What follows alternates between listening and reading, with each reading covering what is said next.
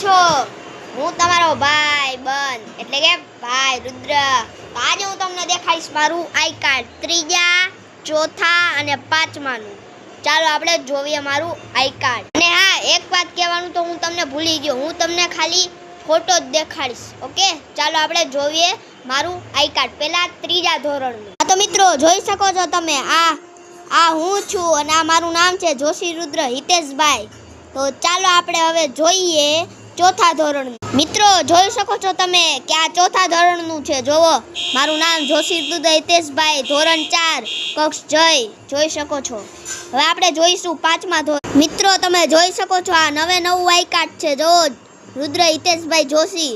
કારણ કે આ પાંચમાનું છે એટલે પહેલાં અટક નથી આવી. પહેલાં નામ આવ્યું છે, પછી પપ્પાનું નામ ને પછી અટક આવી છે. ચાલો જોઈ શકો છો તમે.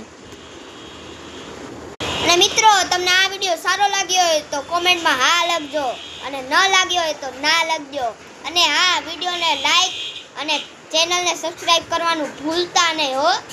બાય બાય, મળીએ બીજા વિડીયોમાં. મહાદેવ મહાદેવ.